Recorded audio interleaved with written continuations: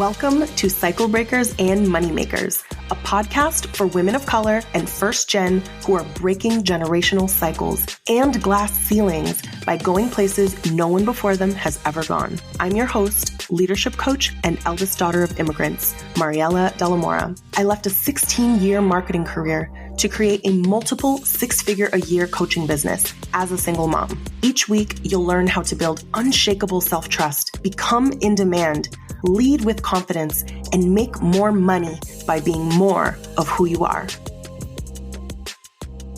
Hello, everyone. Today's episode is very personal, not because it's personal about my life, but personal because the belief bookmarking process that I'm going to share really came from, I would say, like a lifetime of what I now can really look at as like, this was trauma, right? And obviously we don't want to have to go through really hard things in order to create the things that we have now. But I think what it has allowed me to do is really empathize with the experience that many daughters of immigrants have and women of color have, which is to default to self-doubt, to default to self-criticism and being really, really harsh with ourselves, to default to outsourcing our self-trust to others, and to really look outside of ourselves for guidance and why that is, right? So I'm going to share a little bit about my story in kind of how I was conditioned and how I was brought up, and then like relationships that I was in, my marriages and all of that, and kind of how it like repeated that pattern and how I created belief bookmarking in a way of like saving myself from that, like pulling myself from that, because there were so many years of my life, my whole life, that I wished I could be someone else. Like I wished I could be somebody who thought of myself highly, who trusted myself, who cared less what other people thought of me, right? I wished I could be that person. In fact, I would make friends with those people, hoping it would rub off on me. There would be times that I wished that I could be someone who just, basically someone who wasn't me. And I figured out a way to have a dialogue with myself in those moments that I trusted myself. I figured out how to capture that, how to get back to that, how to remind myself of that, because I planned to slip back into old patterns. That's the difference, is we need to sometimes really plan to slip back into familiar patterns because we're human beings, right? As we are healing, growing, creating something we've never created before, essentially defying any odds, defying what we were set up to do, you're going to have to actively plan to become that person. You aren't just going to become her, because what you're going to do naturally is do what you've always done. And the belief bookmarking process that I created was really a way of taking small moments of self-trust, bottling them up, and being able to come back to them so that those moments could become bigger and bigger and bigger, right?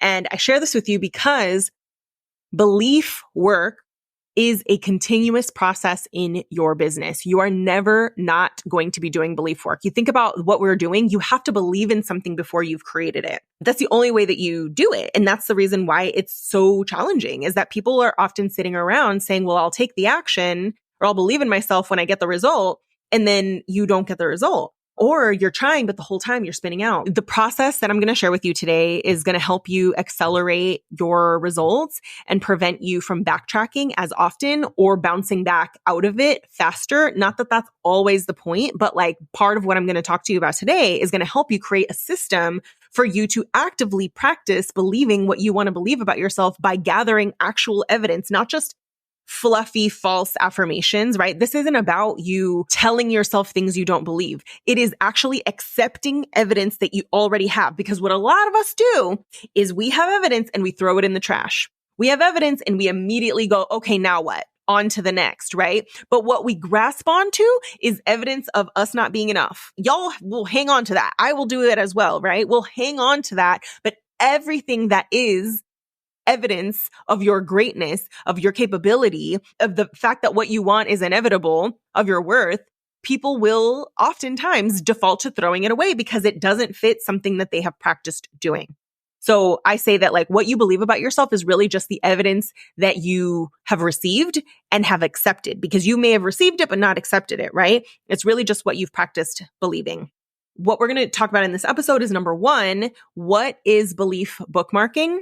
How I created the process based on overcoming trauma and how I learned to trust myself, and what it allowed me to do in my life and my business It was a big part of me tripling my income and being able to sustain it, but also honestly becoming the person that I always wanted to become, a person who has boundaries, who advocates for herself, who speaks to herself with kindness most of the time, right? So we'll talk about how I created it, what it allowed me to do. And we're also going to talk about how you can create your own belief bookmarking process, what to put in it and how to think about it. So I'm excited to dive in and share this with you today. So number one, belief bookmarking. I touched upon it a little bit at the beginning of the episode, but essentially it's not something you'll find on Google. It's just a process that I created that is the act of bottling up evidence of what you actually want to believe about yourself. So high quality thoughts that you want to have about yourself, and saying, this thing was just said, this thing just happened. How do I create evidence that this happened? And not just immediately forget about it and immediately dismiss it. Because when we just leave it in our minds, it's more likely that we'll just dismiss it later and forget it ever happened, which means you could have 10 pieces of evidence that you can leave your full-time job, or 10 pieces of evidence that you deserve better in your relationship, right? And one that is like, and you'll just grasp onto that piece of evidence and you'll dismiss the 10 unless you're actually actively putting those and bottling them up. What belief bookmarking is something where you are creating a system, you're creating records, you're creating evidence of what you want to believe about yourself. And in doing that, what you're allowing yourself to do is go back there more quickly and more easily and spend more time there. You're essentially practicing believing what you want to believe about yourself in order to become the person that you want to become, and not letting it just happen by chance, because it won't. And so that evidence can take many forms. We're going to talk about that towards the end of the episode. So to share a story on like how I created it, and this will put it more into context. I am the eldest daughter. I have 2 younger sisters. So much of the way that I was raised was very much like, do what you're told. It's not really about like, believe in yourself, trust yourself. Like I trust you to make good decisions. It's no, you can't do this. You need to do this way. If you don't do it this way, these bad things will happen. Or asking to do something, for example, many of you I'm sure could relate to this, asking to like go out with my friends or have a sleepover, literally anything. Or can I go on this like field trip? Like I wasn't allowed to do anything. It was like, you're crazy. You can't do that. Right. It was like a lot of like, no, you can't do that. Or in some cases, it was like something that I experienced was like being told something and then being told later, like, no, I never said that. And so that's gaslighting, right? So like a lot of us our parents didn't mean to, but a lot of how our parents were raised was like through control and through the parents knowing more than the kids. And also through like, it's not up to you to make good decisions. You make bad decisions. The parent has to tell you what to do. So just a lot of control, right? So I really associated love and control. I really defaulted to, okay, maybe I'm crazy. Maybe I don't make good decisions. Maybe I don't know what's best for me, because every time I think I do, I'm not allowed to like make those decisions and all of that. And so I think a lot of the way that I grew up was very much like someone else knows more than me. And our parents didn't mean to do this, but this is definitely the experience of many, many daughters of immigrants, especially first gen, that it's very much like, do as we tell you to do, and not like, hey, we support you regardless. Mistakes are normal. We love you no matter what, like what your grades are at school. There's multiple ways to do things. There's very much like a shaming culture around doing things a certain way and things looking a certain way and adhering to what your parents are saying and like making your family look good. And all of those things really just set you up to not trust yourself and to care very deeply what other people think. I was raised very, I'd say, typical eldest daughter of immigrants. And what happened was I ended up, well, really both relationships, but I'd say my very first relationship, which turned into a marriage, I was in for 13 years. And in retrospect, I can look back and say I was gaslit the entire time in this marriage, where he was, cheating on me and always had other girls in his phone and all of this. But because I was so used to second guessing myself whenever I would bring it up, he would just be like, that's a friend, or that's this, or you shouldn't be looking at my phone anyways, or you're crazy, or you're so emotional. Or like, well, what about you? Will you do this? And I think it's like, you think like if you loved and trusted yourself, I literally never would have been in this relationship in the first place, right? But the version of me that felt like I needed to compete and earn love, the version of me that didn't listen to herself or trust herself, or I would trust myself and then someone would say something and then I would backtrack. Like, this is just a pattern of like, I had a decision made. I was sure I saw what I saw, or I thought what I thought. And then someone told me I was wrong. Right. And so I was in this for 13 years. And what would happen is I started to leave myself notes. So there would be times that I was just so done and I tried to leave. If you've ever been in a relationship like this, if you've ever tried to leave someone and they bring you back in, that's just many things, but one of them is like lack of self-trust, right? Of just believing that you saw what you saw, or that your experience is your experience, and being able to validate yourself. So I started to leave myself notes of like why I should leave and why I'm right and why what I'm asking for is not too much to ask and all these things. And I just started to do it intuitively because I knew that those moments of self-trust were going to be so short that I was going to have a conversation with him and he was going to convince me I was wrong. And I knew that was going to happen. So what I did, this was the beginning of my belief bookmarking process, was I started to leave myself notes, and it would be evidence. Like, he said this happened. I said this, he said this. It was like I was creating evidence in court, only it was me against me, right? I was at this point, without realizing, I was fighting to become the version that I am right now by creating evidence in those small windows of time that I trusted myself. And so what ended up happening was, like, a long story short, I was eventually able to leave this relationship. And when I got to that point, it felt very easy compared to how long I spent in it and how I felt like in that entire time, there was no forward movement. I just was stuck in this pattern. But when I started to pull myself out of it, I felt like that window of time of 1% trusting myself became 5%, became 10%. And it just changed who I was. It was almost like it allowed me to show up as a different person.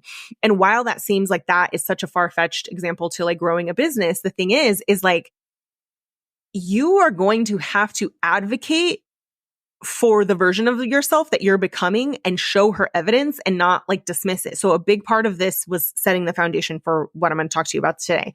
Essentially, I was overcoming an entire lifetime of second guessing myself, being dismissed, being gaslit, and nothing in me set me up to be this person, right? So I really had to fight to become this person, but I had to create evidence in order to become this person.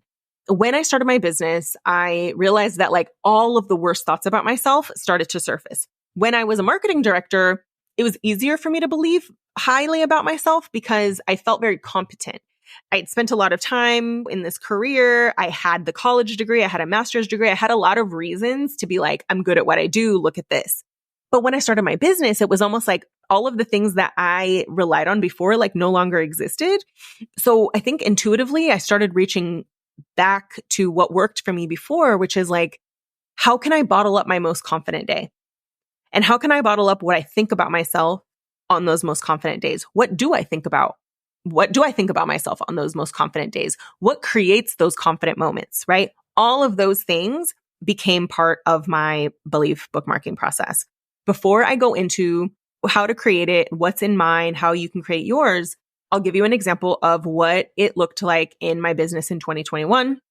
So in 2021, I was a year and a half into business.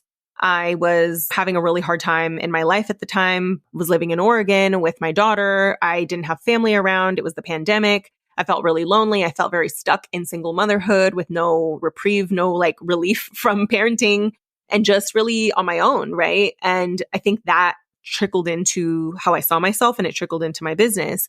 And I remember at the time being like, oh my gosh, like what if I can't pay the bills? What if I can't pay the rent? Because my sales were dipping and I wasn't confident on sales calls. So it just affected how I saw myself. It was almost like what I did during that time was I started practicing believing the worst things about myself.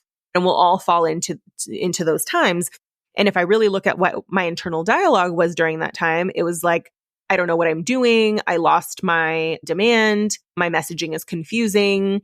People don't want to work with a coach who isn't promising money. no one wants to pay this much. I was just having all of these thoughts. Like, I'm not going to be able to pay my bills. My business is going to fail. I'm going to be an embarrassment. I'm going to have to, move back in with my family. And I think definitely reached a breaking point that year where I was like, I'm so tired of talking to myself like this.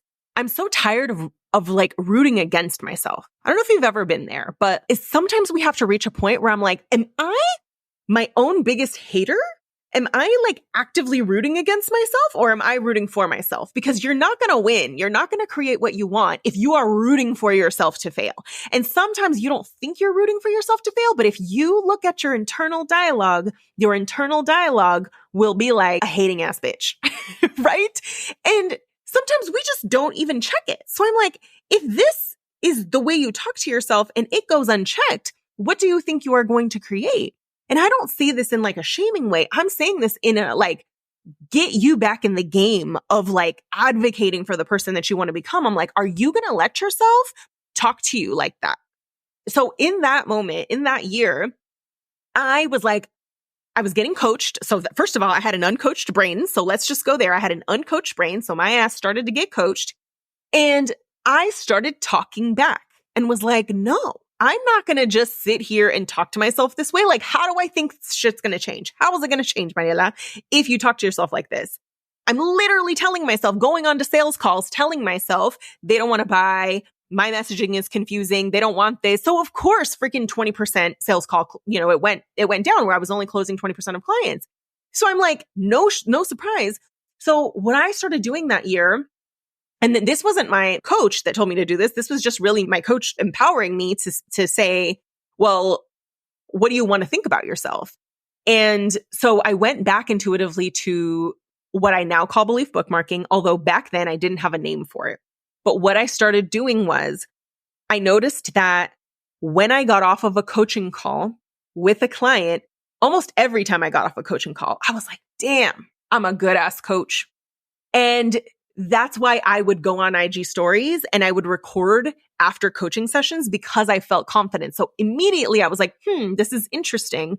I doubt myself most of the time, but when I've finished coaching and I'm on a high and I know how much I'm helping people, that's when I feel confident. So what I started doing was like, I only created content in those moments, or I only would show up on stories in those moments. Then I was like, how could I bottle this up? So what I did one day was I had just gotten off of a coaching call with one of my clients, and it was a very complex coaching situation, meaning like there was a lot of stuff in her life that was getting in the way of her business. And I was effectively able to coach her on her relationship, which was holding her back, and then allowing her to do the things she wanted to do in her business. She eventually launched her business. It's a clothing line. It was an amazing story. But in that moment, I had gotten off the coaching call with her, and I just left myself a voice note. And I still will go back to this day and I will listen to this voice note because I was talking to myself in the future. And I was talking to myself in the future as the future version of me who forgot how good she was at what she did. And so I was literally like, when you think about like, you know yourself so well, right? Like I know myself so well that I was able to call out all the things I thought that I would default back to. And I was like, and I know you're going to think this, and I know you're going to say blah, blah, blah, but here's what. And I just listed down all of my objections to myself, essentially all of my objections. And I just spoke to myself in that moment. And it was maybe like a 6-minute voice note, but I labeled that voice note in the voice memos of my iPhone. I called it in all caps, "You're a good ass coach." And what happened was like that allowed me to think that of myself more often. So when I would go into a sales call, I would listen to that voice note, and rather than being all up in my head, I'd listen to that voice note, and that voice note would remind me how good I was. And then it got me out of like this panic mode, and I was able to show up. I was able to just start to be like, you know what? You're a good ass coach. So just coach people in your content, right? So that turned into multiple voice notes. It turned into the system that I now have, which includes screenshots. It includes messages. It includes starred voice memos from clients. It includes a lot of different things, which I'm gonna talk through. But that year, I went from pretty much like not stagnant income, but I would say like I had maybe on average 10K months. And then during that time, it dropped to like 6K. And then during that time, like it went up to the 20 to 25K months. ever since. And that year I didn't change my offers. I didn't launch anything. There was no group. I didn't do branding. I didn't do anything. I literally just changed how I talked to myself. And so let's dive in to what you can put in your belief bookmarking plan in order to believe new things about yourself to create what you want. Step number 1 is think about a goal you want to achieve. For me in 2021, it was getting booked out and feeling like I could book clients whenever I want, right? And then I think, what do you believe? Then I want you to ask yourself, what do you believe about yourself on your most confident day that makes that goal feel possible? So what I believed about myself on my most confident day or my most confident moment, sometimes it's not a confident day. Sometimes it's a confident second or a confident minute. For me, it was, you're a good ass coach. Like when I believe that, I feel like I can sell. I feel like I can serve. I feel like I can trust my decisions, right? So what do you believe about yourself in your most confident moment that makes that goal feel possible? The next thing is, when is it easy to believe that? So for me, it was after I get out of coaching calls. It's easy for me to believe you're a good ass coach when you're getting off of a call and you've really just helped someone. So that's the next question. When is it easy to believe your highest level, your most confident belief about yourself? The next step is, how can you create reminders to bottle that up? So for me, that was a voice memo. But you may be getting a message from a client. You may be getting a message from a friend or someone who loves you. You may have gotten an invitation to speak on a podcast and they said something nice about you and you want to screenshot that, right? There's lots of different ways for you to create evidence. So again, I'm going to repeat it. Think about a goal you want to achieve. What do you believe about yourself on your most confident day that makes that goal feel inevitable or possible? When is it easy for you to believe that? And what can you create to bottle that reminder up? That is belief bookmarking. I can share a few things that my clients have done and things that I have done to create a whole system. You don't have to do all of these. You don't have to do any of these, but these are all things that you can refer back to when you need. And maybe it's more than one belief, right? So for me, it was, I'm a good ass coach, but I also have other beliefs like my success is inevitable. I'm really good at making money. Someone is thinking about working with me right now. My next client is on the way. I'm on 100 people's vision boards to work with. Like I've put a lot of different beliefs into there, but I anchor back into me being a good coach because it's like the one that prevails the most. So for you, maybe there's one prevailing belief that like when you believe that, everything else kind of falls into place, but it doesn't mean that there aren't other things that you can practice, right?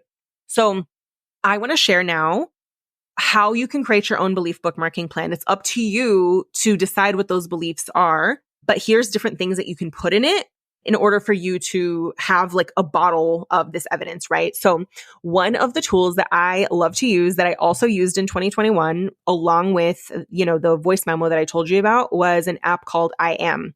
So the I Am app, there's a free version of it, but if you do the premium version, I would highly recommend it. It's $19.99 for an entire year. What the I Am app allows you to do is create collections of beliefs that will get sent to you via push notification. So in my I Am app, I have money-making mantras that get sent to me Monday through Friday during business hours. I have you're a good mom motherhood mantras and beliefs, things that I specifically wrote. I wrote these things out. They get sent to me in the evenings and weekends when sometimes I'm losing my patience or I'm just doubting my abilities as a mom. Those are just examples. You get to decide what to put in those collections. You get to decide when you receive them, how often you receive them, how many you receive. And I recommend like switching those out because you'll tune out everything naturally. So what I do is like, I'll add stuff and remove stuff from collections, but basically my phone is always sending me reminders of what I want to believe about myself. And there have been times that I was really overwhelmed as a mom. And I knew like Sunday nights are a time that I remember I used to get depressed a lot on Sundays because I just hadn't had a moment to myself in parenting. And it's like Sunday nights are actually the most tiring, that I would kind of send myself more reminders of like, you're doing a great job as a mom. Generational trauma stopped with pie. Your daughter like looks up to you, is going to look up to you so much when she grows up, or like, I don't know, just different things. I don't actually have that, but you can make it up. But that's how I use the I Am app. It's essentially a way of like helping you to automate the things you want to believe. And while you might think that doesn't make a difference, the thing is that every time your brain hears something different about you, or just it hears something enough times, even if it shifts what you believe by 0.01% in volume and in perpetuity and just ongoing, it is going to shift your DNA. It's going to shift the way that you talk to yourself about it. So one of the ways that you can do that is through the I Am app. I would highly, highly recommend checking it out. Try the free version, but the free version has affirmations that other people have created, and that doesn't always hit very well. Mine are so specific that no one could have written them but me, which is why the $20 a year is absolutely worth it, especially because it can help you make money. Number 2, leaving voice memos to self. So that was huge for me. I am a verbal processor. I also just think that there's a power to hearing your own voice when you're trying to remind yourself of something. I have left myself voice memos in moments of doubt before launches when I was doubting myself and I was reassuring myself. I've left myself voice memos after making really tough decisions in order to remind myself like, hey, I'm proud of you. You did the best you could. When this comes up again, just know you can trust yourself. Like I've done so many of those. So leaving voice memos to self in your phone is another one, and title it the belief. Like that's what I do. I title the voice memo, the belief that it's affirming. I also will favorite voice memos from clients or friends. So when there's something that I'm like, it makes me cry, or it's just like really what I need a reminder of, I will go in and favorite it. So when I go into Voxer and it's like my favorites are in there, or WhatsApp, there's some favorites in there. Sometimes you just need to hear those. So I have those as well. Again, like for me, hearing voice memos is really powerful. Another is you can write yourself notes on Post-its if that, helps you. I have one behind my desk, behind my laptop, underneath a picture of me when I was 4. It says your success is inevitable. Your success is inevitable is something that I anchor back into pretty frequently. So you can leave yourself Post-its in a place that you're going to see every day. That's up to you. You can switch those out. Another one, which is huge, is I have a camera roll folder in my phone that has screenshots of messages that I've received. It could be client wins. It can be praise. It can be different things. It also has been like videos from speaking engagements that I've done. So I will just put them in a folder called evidence. And when I go to the evidence folder, I see what people have said. I see the things that I've done, and it helps when I'm practicing what I want to believe about myself. So having a camera roll folder is so important, because the thing is in the moment that you got the email, that you got the message, you can simply in that moment screenshot it, add it to your folder, and it's in there. You don't need to do anything with it. You just need to bottle it up in that moment. So camera roll folder is another one. Another is I have a short list of like podcasts that I've been on. And even if you haven't been on podcasts, it could be an equivalent of this. But sometimes I go back and I re-listen to podcast episodes that I've been on. And I'm just like, oh, I forgot that I said that. Or I'm like, oh, I agree. Or like, oh, wow, that was really good. I totally forgot about that. I've done that. I did that recently before I went to go speak at Intuit for QuickBooks, because it was such a big speaking engagement. And I was like really nervous that I went back and I re-listened to myself speaking, and it reaffirmed my belief. Like, I'm an expert. I'm a great speaker. People want to hear what I have to say, because I was very nervous, right? So this was me in action, listening to my own, evidence. So my podcast episodes are also part of my belief bookmarking plan. I also would say this is part of your belief bookmarking plan. It's more of an action, but having a place that you can go to be celebrated, that needs to be part of your belief plan, because when you keep stuff to yourself, you're more likely to dismiss it.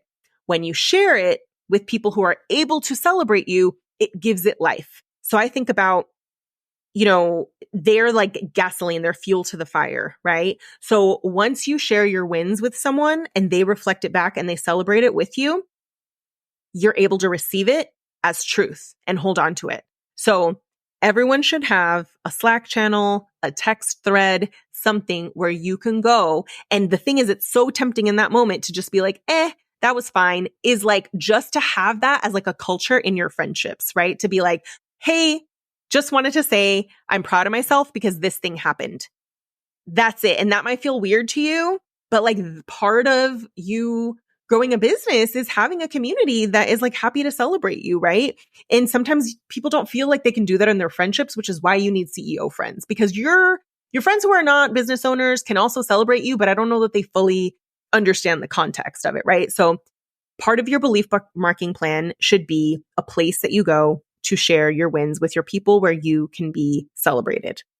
And finally is an act, a celebration act. You don't need to do this all the time. It doesn't need to be for every single thing that you do, but coming up with a unique way that is out of the ordinary, that it isn't what you do every day, that you do when you truly are like, I receive this. I did this thing and I receive it. Therefore, I'm going to do this thing for myself. It doesn't mean spending money, but it should feel like love. It doesn't mean spending money, but it should feel like love. It should feel like I receive this, I accept this, and this is not something that I do every day. That could be sharing it with people, but I would prefer that it be something that is just like a treat or just something that feels like it's not a thing that you normally do. So number one, belief bookmarking plan can include the I Am app. I would highly recommend the $19.99 per year premium subscription. Number two, leaving voice memos to yourself. Number three, favoriting your voice memos from clients or friends so that you can refer back to them. Number four, writing notes to yourself or Post-its. Number five, having a camera roll folder in your phone with screenshots of messages that you have received or evidence that you've received. Number six, podcast episodes or things that you've appeared on and creating a list of that and going back and just re-listening to the things that you've shared and just be an appreciation of yourself. Number seven, having a place that you can go to share your wins and be celebrated. And then number eight, creating a celebration act for yourself to acknowledge when you are behaving as the version of yourself that you want to become, or when you've received evidence of the person that you want to become. There's something that you want to celebrate about yourself, having a way that you do that. So that's it, you guys. There's so many things you could put in it. It's not a right or wrong way. So here's what I want you to take away from today's episode. You are constantly going to be becoming a different person. Like every 6 months, every year, you're going to feel like a different person, especially when you are growing and you're pushing yourself and you're growing your business. And that's not going to happen on accident. That is going to happen based on you deciding, what do I need to think about myself?